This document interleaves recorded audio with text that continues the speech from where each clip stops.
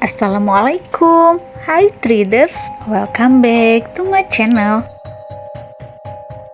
Kali ini saya akan membawakan sebuah kisah yang merupakan kelanjutan dari episode kemarin ya, yang berjudul Penyandungan. Di dalam sumur air juga ada sebuah tangan yang meraba kakiku. Kurasakan kukunya yang panjang merayap di atas kulitku.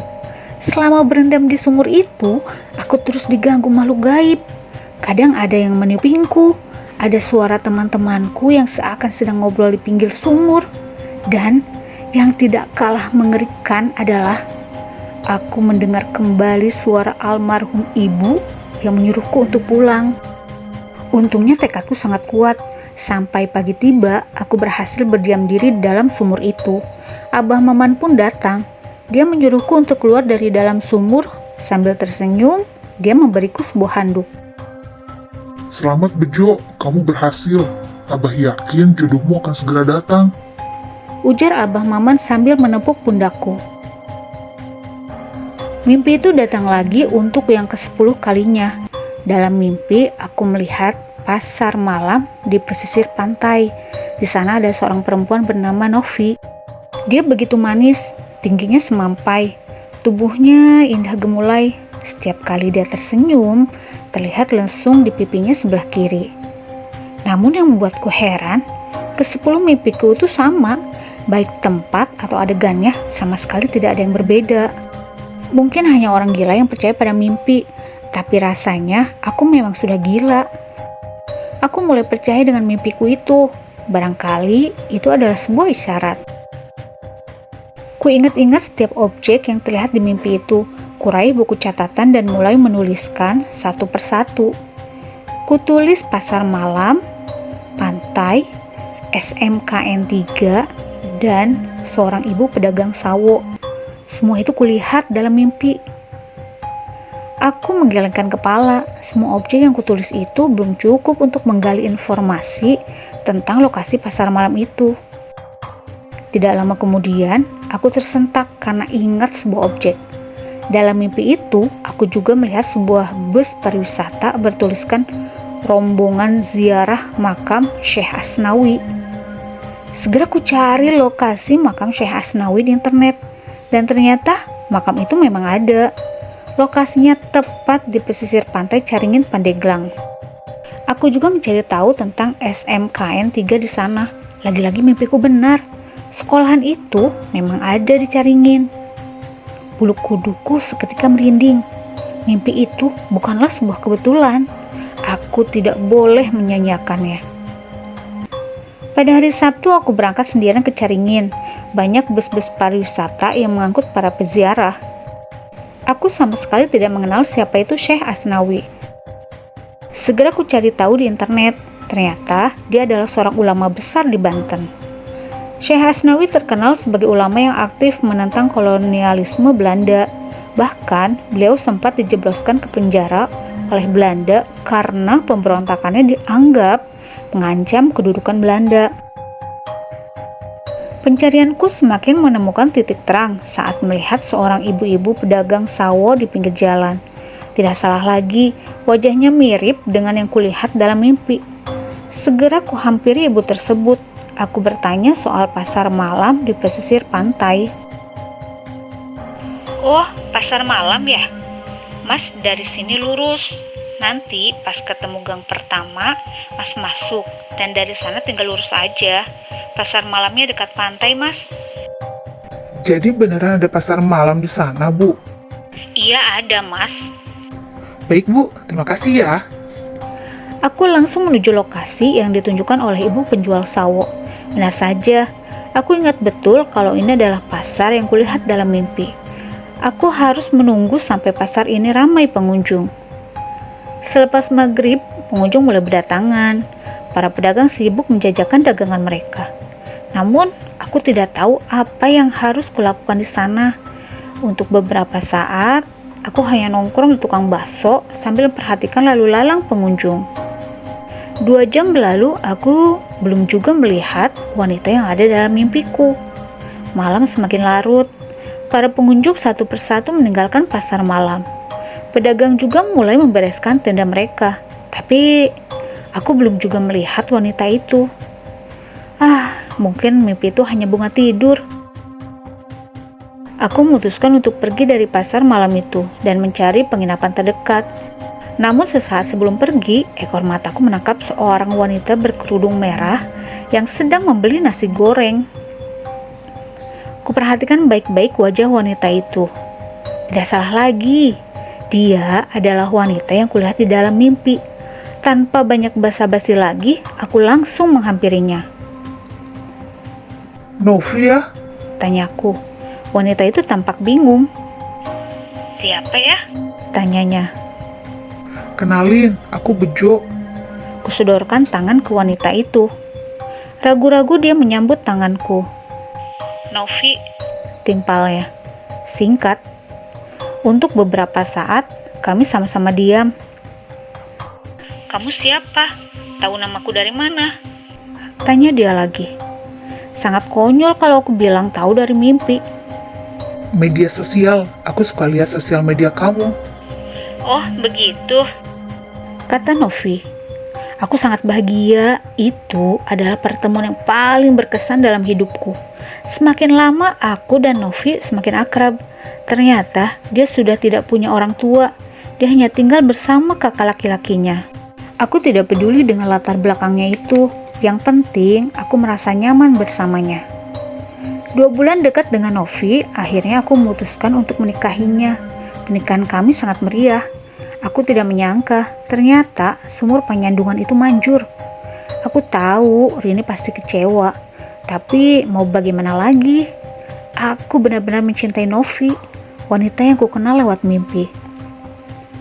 Setelah 1 minggu, Novi menjadi istri sahku. Tidak ada hal janggal dalam rumah tangga kita. Hingga akhirnya, suatu malam aku terbangun dan istriku tidak ada di kamar. Ku cari dia ke seluruh ruangan rumah, tapi tetap tidak ada. Jelas aku panik dan segera lari keluar rumah untuk mencarinya. Di luar, kulihat Novi sedang mengobrol sendirian di dalam rumah. Aku penasaran, apakah istriku bisa melihat hantu? Nov, kamu ngobrol dengan siapa? Aku menghampirinya. Kok kamu bangun? Tanyanya balik. Iya, aku kaget kamu hilang. Tadi kamu ngobrol sama siapa? Hantu ya? Aku terus mendesaknya. Iya mas, maaf, aku baru bilang sama kamu kalau aku bisa melihat hantu.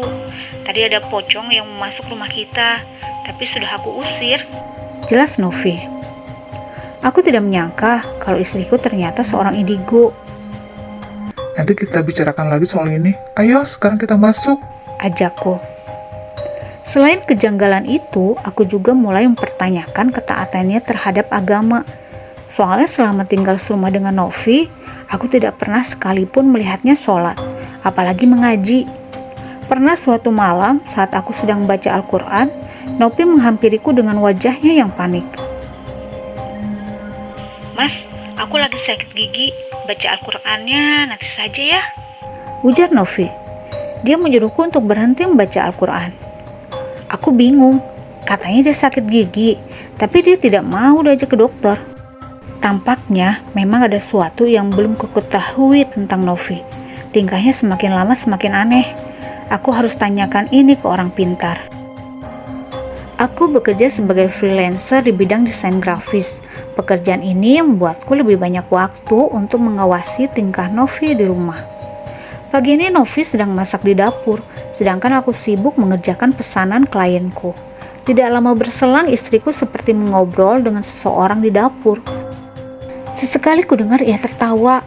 Istriku seperti sedang mengobrol dengan teman akrabnya. Novi, kamu kenapa sih? Aku gak suka dengar kamu ngobrol sendirian kayak gitu. Maaf mas. Novi menunduk. Kamu ngobrol sama siapa? Hantu? Dia temanku, jawab Novi pelan. Aku menggelengkan kepala. Aku gak mau punya istri yang berteman dengan hantu. Ya udah, aku minta maaf mas. Novi menatapku, dia lalu menoleh ke kanan. "Kamu pulang aja ya, suamiku marah," kata Novi kepada sosok yang tak kasat mata di sampingnya. Setelah Novi bilang seperti itu, jendela dapurku terbuka dengan sendirinya, seperti ada sesuatu yang keluar dari ruangan itu. Nov, aku paham kamu bisa melihat hantu, tapi aku tidak bisa membiarkan istriku berteman dengan makhluk halus. Sekarang kamu udah jadi istriku, aku mohon jangan berinteraksi dengan hantu lagi. "Iya mas, aku janji." Dia kemudian memelukku. Tengah malam, lagi-lagi aku terbangun. Novi sudah tidak ada di tempat tidur. Aku pun bangun untuk mencari istriku. Sebelum sempat membuka pintu kamar, ku dengar suara Novi sedang mengobrol dengan seseorang. Kali ini aku dapat mendengar suara lawan bicaranya itu. Ku buka sedikit pintu kamar lalu mengintip Novi dari celah pintu. Yang kulihat kali ini benar-benar buatku tercengang. Istriku berubah wujud. Wujudnya hitam legam, kukunya panjang sampai menyentuh tanah. Aku dapat mengenalinya karena dia masih mengenakan baju tidur. Aku juga dapat melihat lawan bicaranya itu, sesosok genderuwo bermata merah menyala.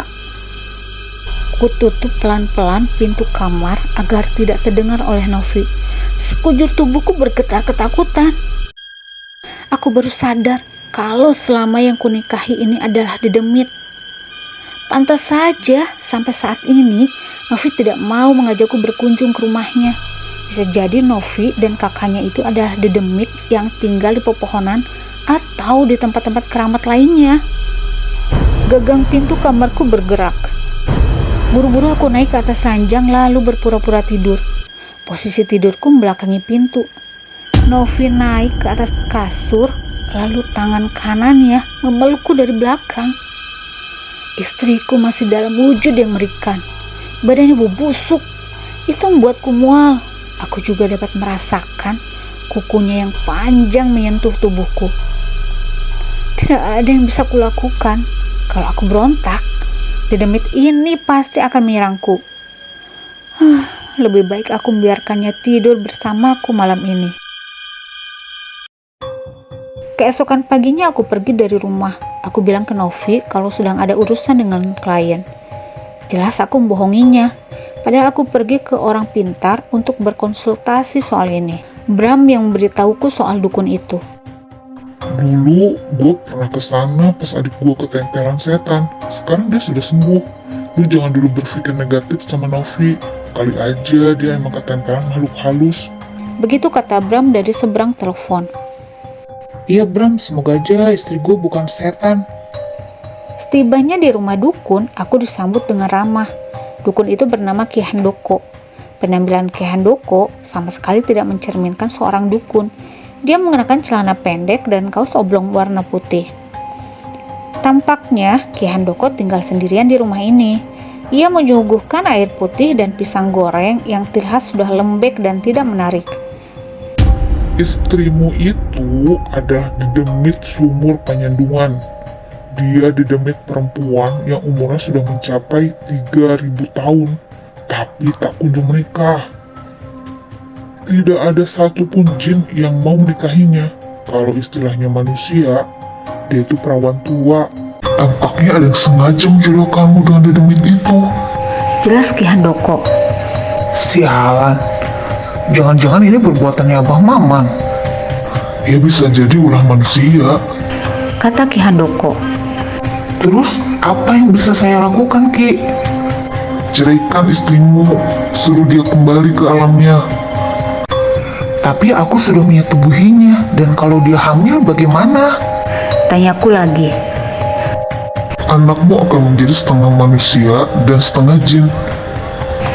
Jujur saja, setelah mendengar perkataan Ki Handoko, aku langsung berharap si Novi ini tidak hamil. Aku tidak bisa membayangkan bagaimana jadinya punya anak yang bisa hidup di dua alam. Nanti setelah kau ceraikan istrimu, taburkan garam ini di sekeliling rumahmu biar dia tidak berani datang kembali ke rumah. Ki Handoko menyodorkan sebuah plastik hitam yang berisi garam. Baik, Ki. Setelah menerima garam itu, aku langsung pamit pulang. Aku tidak sabar ingin segera menceraikan Novi. Tidak dapat dipungkiri, aku memang masih mencintainya sebagai sosok Novi yang manis. Tapi aku tidak bisa berumah tangga dengan didemit seperti Novi. Setibanya di rumah, aku dapati Novi sedang menangis di kamar. Mungkin saja dia sudah tahu kalau aku akan menceraikannya.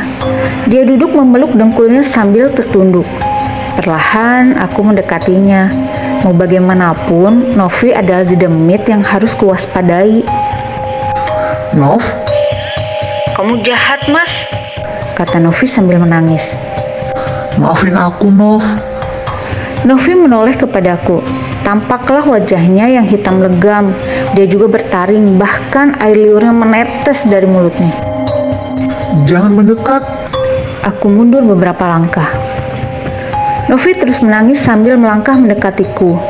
Dengan cekatan kurogoh plastik berisi garam. Novi, mulai hari ini aku menceraikanmu.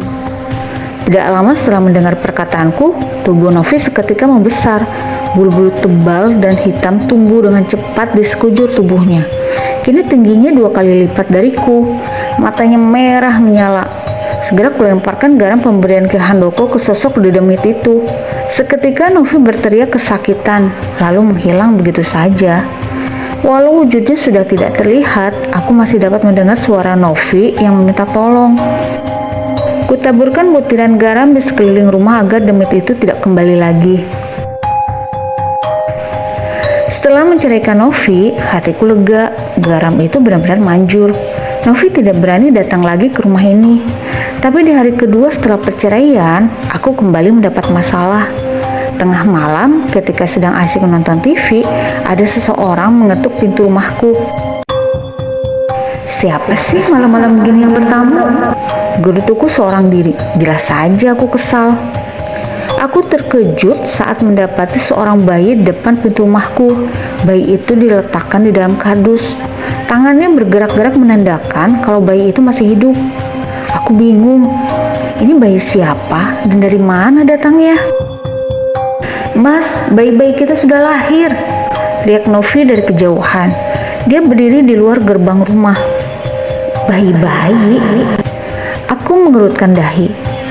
Tidak lama kemudian di sekeliling Novi ada banyak bayi yang melayang. Jumlahnya banyak sekali. Mungkin 100 atau mungkin saja lebih dari itu. "Aku melahirkan 301 bayi, Mas. Dan hanya 1 yang berwujud manusia. Aku titip 1 anak ini ke kamu, Mas. Tolong jaga dengan baik." Novi tersenyum lagi. Dia kemudian pergi begitu saja. Aku tidak menyangka kalau punya anak sebanyak itu. Dan sekarang mau kuapakan anakku ini? Mana bisa aku mengurus bayi sendirian? Oh ya, aku tidak perlu mengurusnya. Nanti biar babysitter yang mengurus bayi ini. Kubawa bayi dalam kardus itu masuk ke dalam rumah, lalu kuletakkan di atas tempat tidur. Bayi itu bertelanjang badan, tapi dalam keadaan bersih. Ternyata dia perempuan. Aku harus segera menamainya. Kira-kira nama yang cocok apa ya? Claudia. Ya, ku namai dia Claudia. Biar agak modern dan tidak seperti namaku yang kurang bagus. Biar nanti anakku yang punya nama paling keren di antara teman-temannya. Anakku tumbuh dengan sehat. Aku tidak jadi membayar babysitter. Aku sendiri yang mengurusnya, biar kelak dia bisa akrab denganku. Novi kadang datang ke kamarku untuk menjenguk anaknya. Aku sering melihat ayunan Claudia bergerak sendiri. Tidak jarang popoknya sudah ada yang ganti. Padahal aku sama sekali belum menggantinya. Novi, istriku yang telah aku ceraikan, yang ternyata didemit itu, selalu ada di rumah ini. Mungkin efek garam itu sudah hilang. Aku sengaja membiarkan Novi sesekali menjenguk anaknya, asal tidak menggangguku saja. Walau aku tahu Novi sering mengunjungi Claudia, tapi Novi tidak mau menampakkan diri di hadapanku. Berbeda dengan anak-anakku di alam gaib, aku melihat mereka melalui CCTV. Sebanyak 300 anakku sering nongol di jendela kalau aku lagi tidur. Mereka lucu-lucu dan menggemaskan. Saat Claudia menginjak usia 6 tahun, aku pindah rumah ke pusat kota agar anakku bisa bersekolah di SDN favorit. Lebih dari itu, rumah ini juga menyimpan terlalu banyak kenangan bagiku. Aku harap Novi tidak mengikuti kami. Kalau Claudia sering berinteraksi dengan ibunya, aku takut dia jadi indigo. Semua barang sudah dikeluarkan dari rumah. Claudia mendekatiku. Dia memeluk boneka panda kesayangannya. Sesaat aku memperhatikan rumah itu. Bayangan-bayangan tentang Novi kembali melintas di benakku. Aku melangkah masuk ke dalam rumah. Kurogoh spidol dari dalam saku celana, lalu kutulis sebuah pesan untuk Novi di dinding. Novi, kami mau pindah rumah. Aku harap kamu tidak mengikuti kami. Biarkan Claudia tumbuh dewasa menjadi manusia seutuhnya. Aku juga titip 300 anakku padamu. Jaga mereka baik-baik ya. Aku sayang kamu, Nov.